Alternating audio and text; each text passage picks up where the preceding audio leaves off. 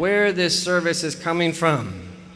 This service stems from Rahmah, the heart, the soul, the spirit of service is one of Rahmah, is one of mercy. എങ്ങോ നോവുന്ന നെഞ്ചിൽ കരം തൊട്ട് എത്ര കണ്ണീരിന്റെ മഴ നനഞ്ഞു, എങ്ങോ പിടയ്ക്കുന്ന ഹൃദയങ്ങളിൽ നമ്മൾ എത്ര ദൂരം മുങ്ങിയാഴി തൊട്ടു. ഹൃദയഭാഷയാണ് സേവനം. ഹൃദയമുള്ളവർക്ക് മാത്രം സംസാരിക്കാൻ കഴിയുന്ന ഭാഷ. കരുണയുടെ നനവു പടർത്തിയ അർപ്പണമാണ് മനുഷ്യപ്പറ്റിൻ്റെ രാഷ്ട്രീയം. സംവേദനത്തിൻ്റെ ആത്മാവുള്ള സേവനങ്ങളായിരുന്നു കേരള യുവജന സമ്മേളനത്തിലെ ഐഡിയൽ കോൺഫറൻസിൻ്റെ ഉള്ളടക്കം. ഇർഹമു മൻ ഫിൽ അർളി യർഹംകും മൻ ഫിസ് സമാ. നിങ്ങൾ ഭൂമിയിലുള്ള ആളുകൾക്ക് കരുണ ചെയ്യുകയാണെങ്കിൽ ആകാശത്തിൻ്റെ അധിപൻ നിങ്ങളോട് കരുണ ചെയ്യുമെന്നുള്ള ആ ഒരു പ്രത്യേക ഒരു ഹദീസ് ഇവിടെ കോൺഫറൻസിൽ ഉദ്ധരിക്കുകയുണ്ടായി.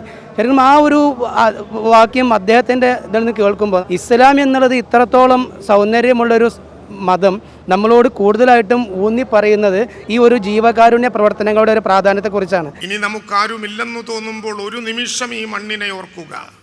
പുഴയിറമ്പിലെ പുല്ലുകൾ, പൂവുകൾ, പുഴയിൽ 1000 നക്ഷത്രമീനുകൾ, മൃദുലയം ചേർത്തു പാടുന്ന പക്ഷികൾ, നിബിഡകാനനം നീളപ്പൂമ്പാറ്റകൾ.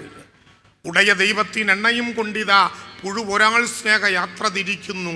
ഇനി നമുക്കെന്തു വേണം ഈ ഭൂമിയിൽ, നിറയെ ജീവൻ്റെ ബന്ധുക്കളല്ലയോ എന്നാലങ്കോട് എഴുതി വെച്ചതുപോലെ ജീവിതത്തിൻ്റെ ബന്ധുക്കളാൽ നിറഞ്ഞ പ്രകൃതിയുടെ പാഠപുസ്തകമാണ് നമുക്ക് പഠിക്കാൻ കാലം നമ്മളെ ഏൽപ്പിച്ചിട്ടുള്ള ഏറ്റവും പ്രധാനപ്പെട്ട ജീവിതത്തിൻ്റെ സിലബസ് എന്ന് നാം തിരിച്ചറിയേണ്ട ഒരു ഘട്ടമാണ്. മനുഷ്യരുണ്ടാകുന്ന മണ്ണിൽ മുളയ്ക്കുന്ന മാമരം, പൂക്കുന്ന വാനത്തു പെയ്യുന്ന നാം ഒത്തുചേരുന്ന നാളേക്കു വേണ്ടി ഒരു വാക്കു നാം വാർത്തെടുക്കേണം, നാം വാർത്തെടുക്കേണം. പ്രതീക്ഷിച്ചതുപോലെ തന്നെ വളരെ ആശയസമ്പുഷ്ടമായ രീതിയിലിരുന്ന നല്ല ഒരു സെഷനായിരുന്നു നമ്മുടെ ഐഡിയൽ കോൺഫറൻസ്.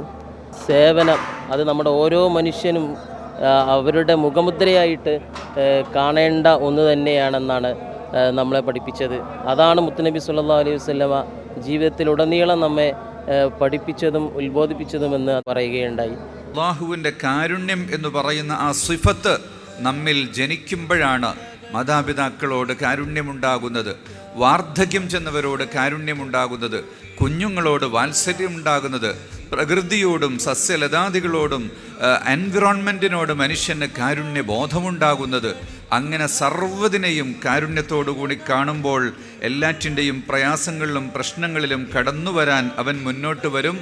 അങ്ങനെ നിങ്ങൾ ഒരു മനുഷ്യൻ്റെ വിഷമം തീർത്താൽ നിങ്ങളുടെ വിഷമം പരലോകത്ത് അല്ലാഹു തീർക്കും. എവിടെയാ ചങ്ങല കൈകളിൽ അവിടെ എൻ കൈകൾക്കു നോവുമെന്ന വാക്കുകൾ. സ്നേഹത്തിൻ്റെയും കരുതലിൻ്റെയും കവിത രചിക്കുന്ന ഒരു കാലത്തെക്കുറിച്ചും ഒരു സമയത്തെക്കുറിച്ചുമാണ് നമ്മൾ ആലോചിക്കുന്നത്. ഹൃദയത്തിൻ്റെ ഭാഷ കൊണ്ട് സംസാരിക്കുന്ന മനസ്സിനെ കുറിച്ചാണ് നമ്മൾ സംസാരിക്കുന്നത്. ആർദ്രതയുടെ പച്ചപ്പുള്ള മനുഷ്യത്വത്തെക്കുറിച്ച്, മനുഷ്യൻ്റെ മനസ്സുകളിൽ ഉണ്ടാകുന്ന നന്മയെക്കുറിച്ചാണ് നമ്മൾ സംസാരിക്കുന്നത്.